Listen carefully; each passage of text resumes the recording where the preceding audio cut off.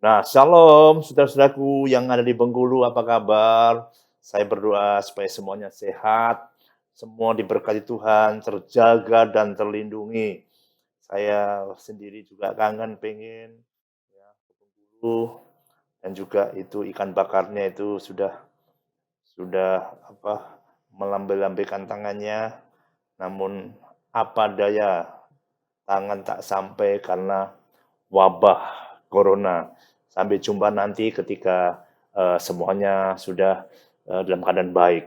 Nah, hari ini saya akan sharekan firman Tuhan karena setiap kita perlu diisi dengan makanan-makanan rohani yang sehat tentu saja. Supaya apa? Kalau kita diisi dengan makanan sehat, rohani kita sehat, iman kita tetap menyala, rohani kita tetap menyala, menggebu-gebu, cinta kita sama Tuhan tidak luntur, bahkan tambah sungguh-sungguh. Untuk itu buka hatimu, izinkan roti kehidupan dan air kehidupan memenuhi hati dan jiwa kita. Kalau tidak, karena iblis juga punya rancangan yang jahat di masa-masa pandemi ini.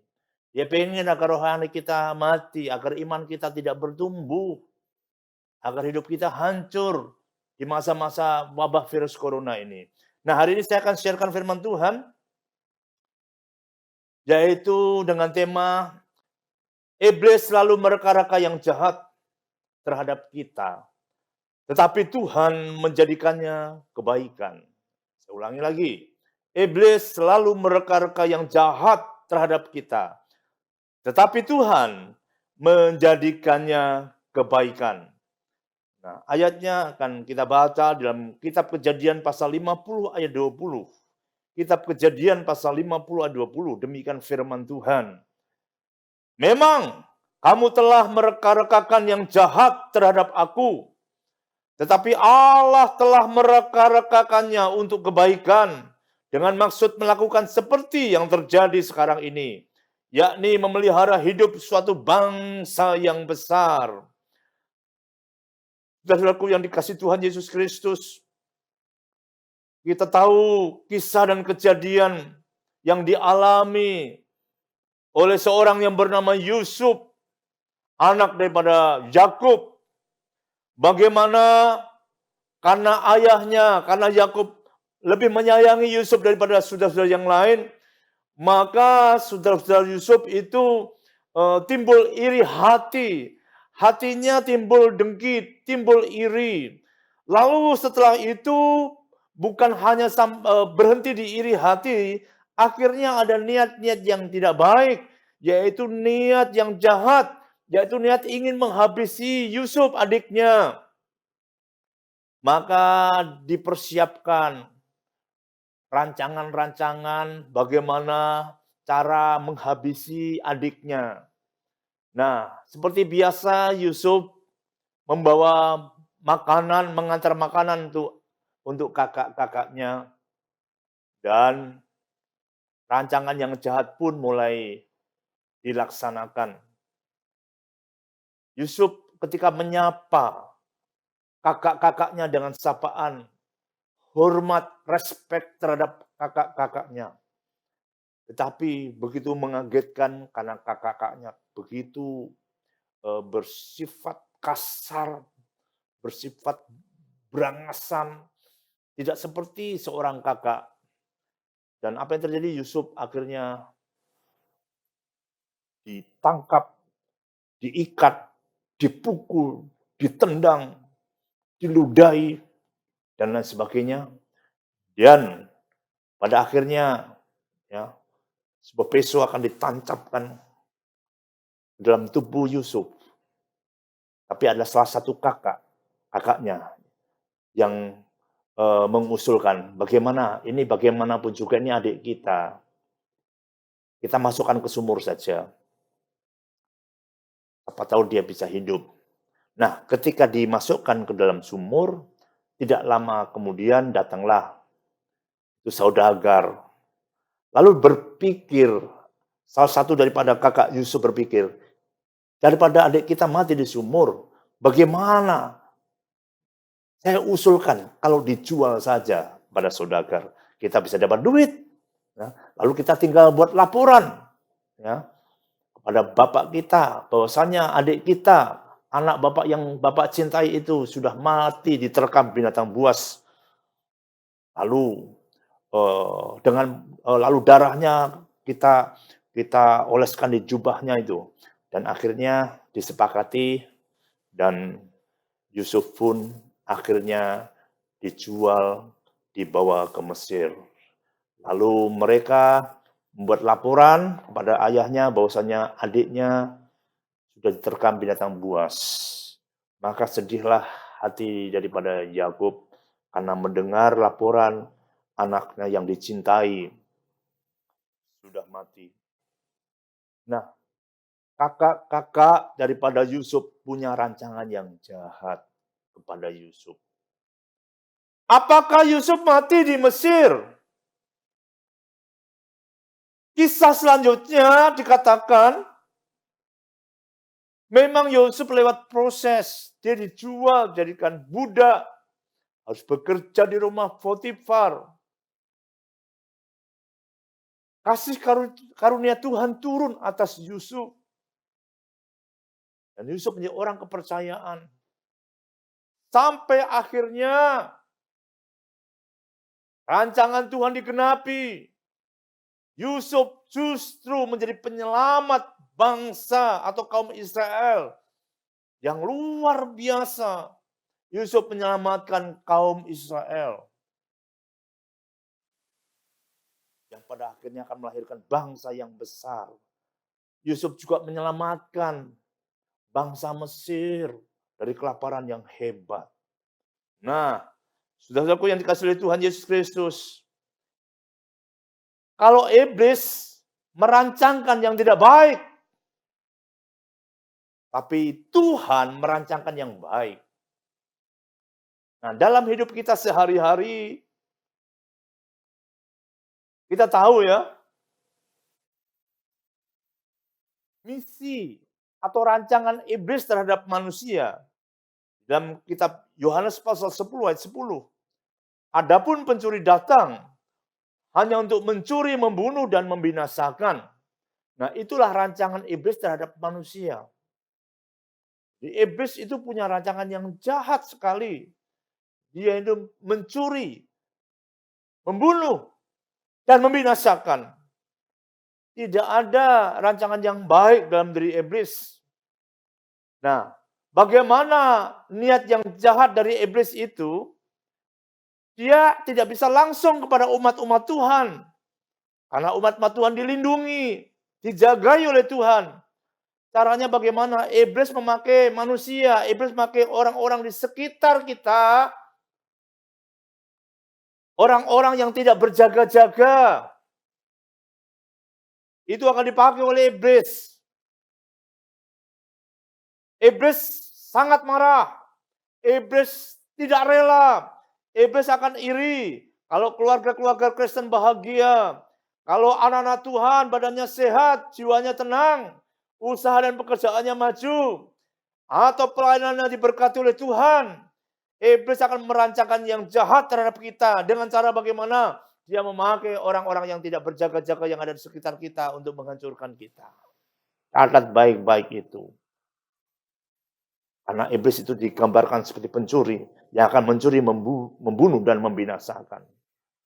Tetapi bagaimana rancangan Tuhan? Ayat selanjutnya dikatakan, adapun aku datang supaya domba-dombaku memiliki hidup dan memilikinya dalam segala kelimpahan. Haleluya. Itu rancangan Tuhan buat umatnya. Yaitu akan domba-dombanya memiliki hidup dan memilikinya dalam segala kelimpahan.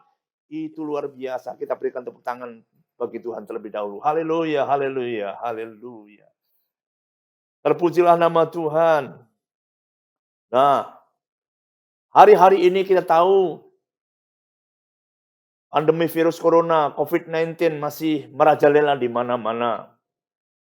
Dan gereja masih ibadah online, gereja kita masih semua masih beribadah secara online.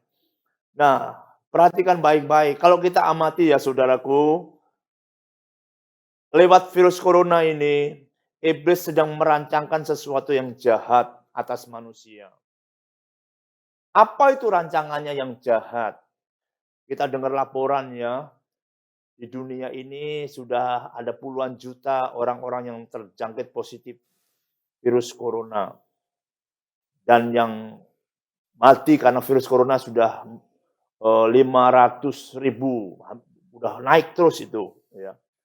Sekarang pertanyaannya mau berapa juta lagi yang orang akan mati karena wabah corona. Sementara mereka kebanyakan belum kenal Tuhan. Mereka mati kena virus corona dan mereka belum kenal Tuhan. Sudah bisa bayangkan kalau orang mati di luar Tuhan, mereka akan kemana? Mereka akan pergi kemana? Kita sama-sama tahu. Iblis sedang punya rancangan yang jahat kepada manusia agar manusia banyak yang mati tanpa mereka kenal Tuhan. Itu rancangan yang jahat. Rancangan jahat iblis selanjutnya. Iblis ingin menghancurkan ekonomi dunia. Setiap ekonomi akan dihancurkan. Ekonomi keluarga Kristen juga akan dihancurkan dengan berbagai macam cara. Supaya manusia frustrasi. Supaya manusia tidak ada pengharapan. Itu rancangan yang jahat dari iblis lewat wabah ini. Iblis juga punya rancangan yang jahat atas gereja.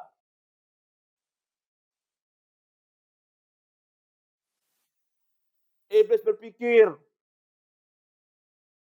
dengan tidak bisa ibadah di gedung, maka firman Tuhan yang adalah kabar baik tidak bisa diberitakan lagi. Kabar Yesus yang hidup, Yesus yang ajaib tidak bisa diberitakan lagi karena gereja tidak beribadah. Iblis juga punya niat yang jahat pada gerejanya. Iblis berpikir, lewat tidak adanya ibadah, maka operasional gereja akan berhenti. Gereja tidak sanggup melakukan kewajiban-kewajibannya. Namun apa yang terjadi? Apa rancangan Tuhan terhadap wabah virus corona ini? Sudah perhatikan. Justru di tengah-tengah wabah virus corona sampai hari ini, kita lihat di belahan dunia, di belahan negara-negara lain, termasuk juga di Indonesia, itu orang-orang sadar akan keberadaan Sang Khalik, Sang Pencipta. Mereka mulai sadar dan mereka mulai berdoa, mereka tersungkur. Di jalan-jalan umum, di jalan-jalan raya, mereka tersungkur, mereka menyembah Tuhan, mereka berdoa. Di lapangan-lapangan terbuka, mereka berjejer, mereka tersungkur sambil menangis, melinangkan air mata, mencucurkan air mata, minta agar pengampunan Tuhan turun. Banyak orang-orang yang sadar, banyak orang-orang yang bertobat. Iblis kepilih.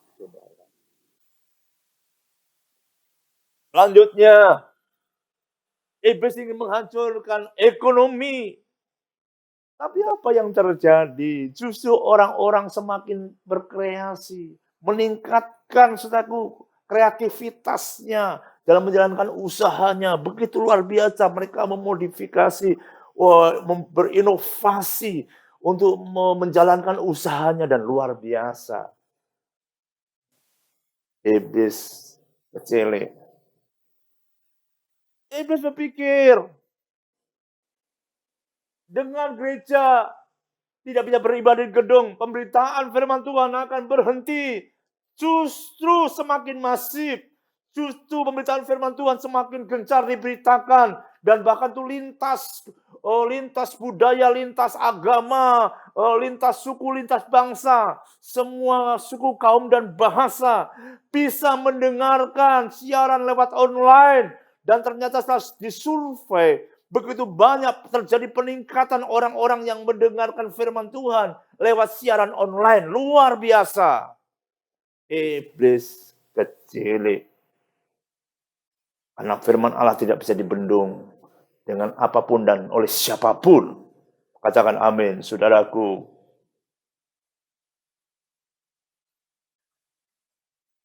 Iblis berpikir, Dengan tidak beribadah, maka tidak ada persembahan yang masuk di gereja, dan gereja tidak bisa mengadakan operasionalnya, tidak bisa berjalan. Kewajiban-kewajiban gereja tidak bisa terpenuhi. Namun apa yang terjadi? Tuhan bangkitkan komitmen setiap jemaat, para pengerja, para pengusaha, kaum profesi yang memiliki hati tetap mengasihi Tuhan, tetap membawa korban persembahan kepada Tuhan di masa pandemi ini. Dan Tuhan membuktikan, Tuhan tetap memberkati mereka, Tuhan menjagai mereka, Tuhan melimpahkan kepada mereka. Itu luar biasa. Dan sekali lagi, saya mau katakan iblis kecil, iblis gagal. Rancangan iblis yang jahat, saudaraku, digagalkan. Karena Tuhan punya rancangan yang baik di masa-masa yang berat seperti hari-hari ini. Untuk itu, Bapak, Ibu, dan saudaraku sekalian, jangan putus asa, jangan lemah, jangan mundur. Ketika doamu belum dijawab oleh Tuhan, ketika kau rasa apa yang kau inginkan belum tercapai, percayalah, Tuhan punya waktu yang terbaik. Ada saatnya nanti kau akan melihat kemuliaan Tuhan di masa-masa pandemi virus corona ini. Karena rancangan Tuhan buat kita adalah yang terbaik, dan yang terbaik. Katakan amin. Katakan amin. Tuhan Yesus memberkati firman-Nya. Haleluya. Haleluya. Amin.